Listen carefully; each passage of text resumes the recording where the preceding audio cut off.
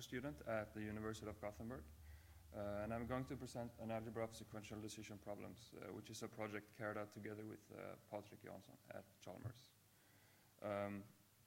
So there has been a body of prior work relating to control theory and decision theory. So today we're going to formalize sequential decision processes in Agda, and then we will define some combinators to see if maybe we can reuse a lot of the code we write for our examples. So let's begin with an example. So we're going to define a process, and it's going to be very simple. It's going to be something that can move in a one-dimensional system, a coordinate system. And it can take small steps, so it can take these single steps and hop about. And we sort of issue these commands here, right and left, but it only moves one step at a time. So let's try to model this in Agda. So this process has a type, so the type of its state is the natural numbers to match the coordinate system we described. And then we need to somehow describe these controls. So we're going to define them like this. They're these commands we issued. So wherever we are in the system, we can always go right or stay, do nothing. But the left case is special because when we're at position 0, we can't really decrement the coordinate anymore. So here we require that this control is depending on the state to be greater than 0. And yeah, so this is sort of captured here that we can't really illustrate it here that we can't always go left. And then we have a step function which does this state transitioning. So here we have the first class does exactly what we would expect. So it just increments the current coordinate, and the stay control does nothing. It just returns the same state. So in the left case now, since we require the left constructor be dependent on something greater than 0, we can pattern match on that here, and then we just unwrap this successor constructor. So let's try to generalize this and capture this process as an Agda record. So the first field is going to be the type of state this process has. And then, as we saw, we also need the control, which is can be depending on the state. And then we need this step function, which takes a state and a control for that state and produces a new state. We can wrap up our example as one of these records and get something like this. And now, so closely related to this is sequential decision problems. So if we introduce a way of putting a value on the steps taken, so we get the problem of maximizing this sum of rewards.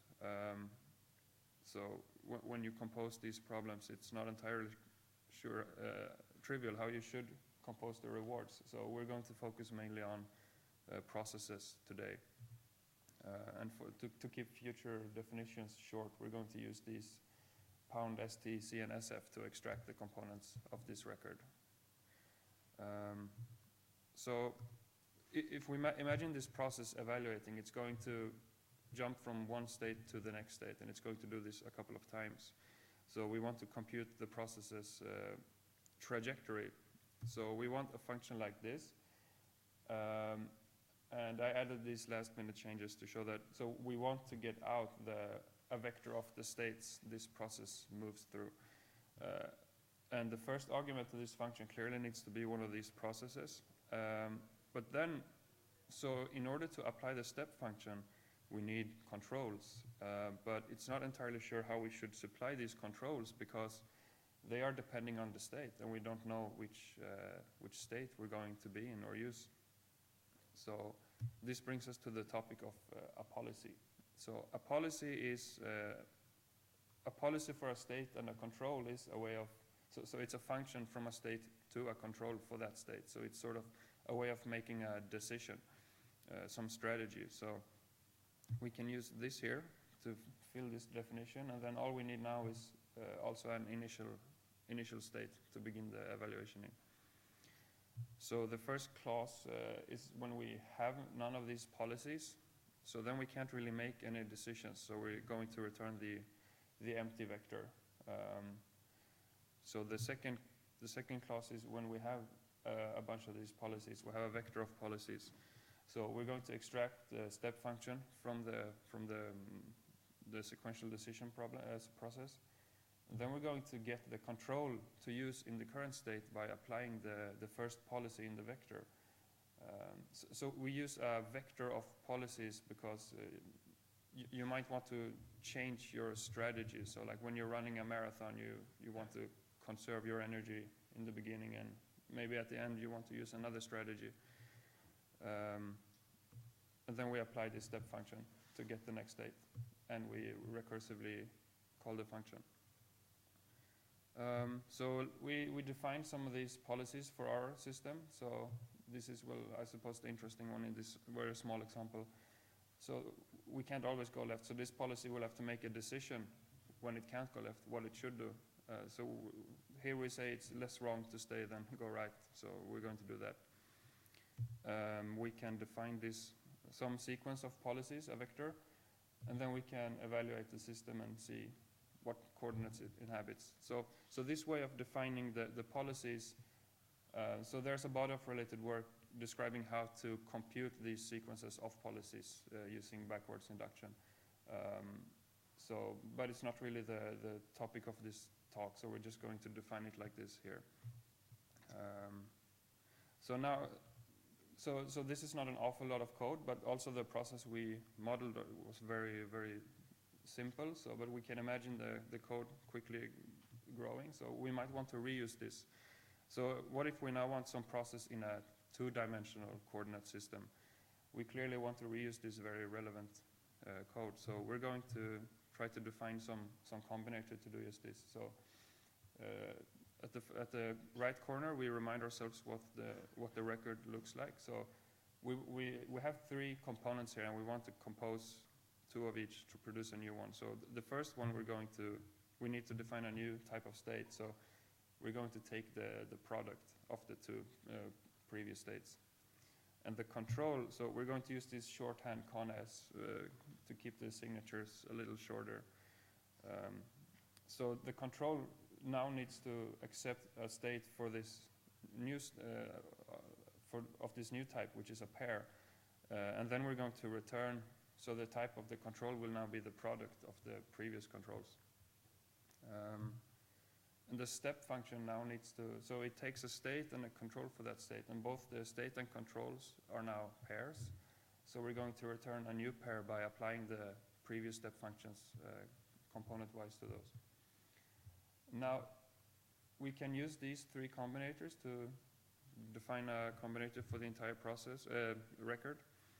And we can get, if we use this, we could get a process that behaves something like this. So I'm not sure if the colors show, but so if we disregard the crossed arrows for now and just focus on the outer ones, this is meant to indicate that both components of the state, which is now, the states are now pairs, advanced at the same time. So we apply the step function to both components. And the crossed arrows should indicate that, so the choice of control you use is computed by this policy, and the policy is a function from the state to a control. So this control will now be a pair, and if we forget one of the components, we still have a function then from a pair to that control. So the choice of control is computed from both components of the state. So we can create our new system like this. And so in the technical report, we define some combinators also for the policies. So, but here we're just going to use one and compose the sequence from before to apply the same sequence component-wise. And we can evaluate this system to also see here. But here we see that where one component can't go left, so it chooses to stay. The other component that can go left still does so. So a closely related combinator would be the coproduct combinator. So the type of state here, we will say that this is the coproduct. And the choice of control, so we pattern match on the state, and depending on which type of state we have, we're going to return the appropriate type for the control. And the step function will also pattern match on the state. And so here it's important to see that if the state is in the left injection 1, we're going to return the new state in the same injection. So if we wrap this up, we get a process something like this. So this is not very interesting because this combinator, so we give it 2 processes, but we can only ever evaluate it as either one. So it's not really that interesting. It would be more interesting if we could hop between them and maybe evaluate one a little bit, this one, and then the other one. So we're going to want a combinator that can do this and let the process yield in favor of the other one. So we're going to leave the state the same as for the coproduct combinator, and then we extend so the control used is going to now also include the nothing constructor. So we have one more control, and the idea is when you use this control in the step function, you want to switch which process you evaluate. So but now it's not completely clear how. So we are in one state in one process, and we want to switch process. So it's not clear which state in that you should jump to. So so the combinator needs to know this when we combine the step function. So we're just going to, so the programmer will have to provide these functions to give some proper meaning to how you should jump here. So this is an extra argument now to the combinator. And we see here, so the first 2 lines are pretty much, the first 2 clauses are pretty much the same to the previous combinator, except that the control is now just the control. But the other 2 lines are where we change the injection sort of. So if the control is nothing, we're going to use this. So in the first case, we're going to use this V1 to get a state in the other processes type, and we're going to also put it in the appropriate injection here. And then we can get something that can move something like this. So here we are, the arrow is labeled V1 to indicate that this is where we compute the state we should jump to. Yeah, we can, again, we define a one-liner for this. So we can now, we have 3 very simple combinators now, but we can still use this to get so we can get a system of 3 dimensions by combining the 1-dimensional and 2-dimensional system.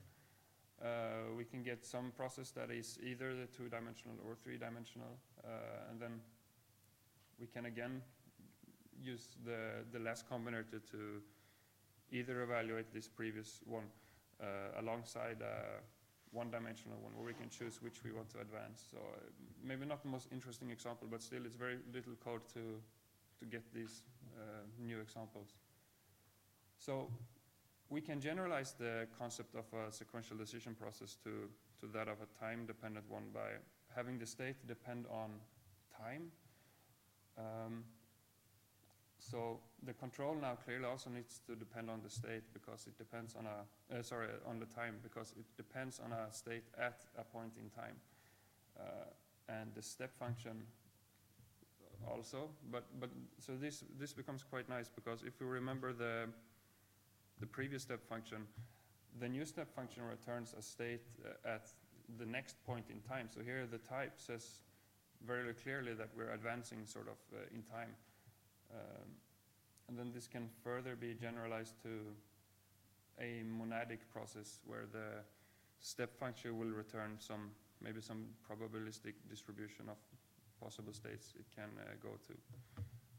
And this was all from me. And the full code is on GitHub, where we have some more combinators, and we write a lot more about the time-dependent processes.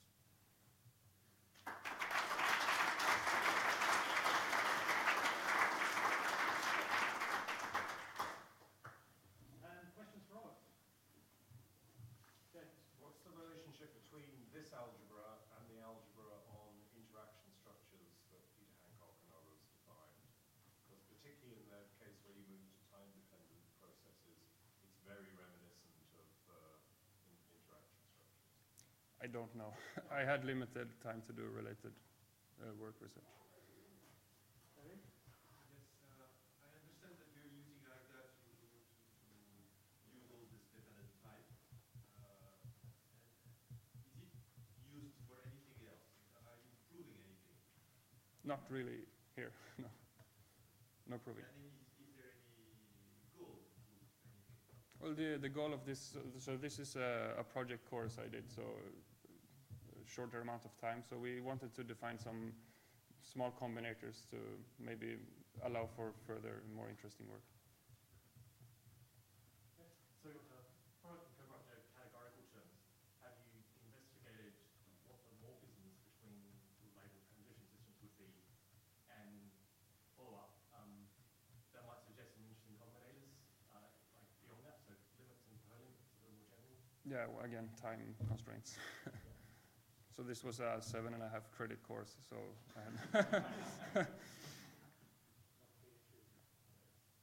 I then have one final question. Mm? There's another operation on games used for sequential games where you're playing two games at once and your choice of a move is a move in this game Mm. or a move in that game. But it's not your co-product because you maintain the state of two games. And so it's just the moves, the steps Mm. are either a left step or a right step. Have you got that in your library as well? I'm not sure. Maybe one combinator I didn't present here is we also have one that sort of takes turn to advance, so it remembers both components, but it. So this is, you needn't strictly alternate in this. It's a Conway's theory of sequential games. It uses this as a constructor for elaborate games from simple ones. Mm, So so- that's interesting. Mm. Okay, that's the end of this session. Thank you again, Robert.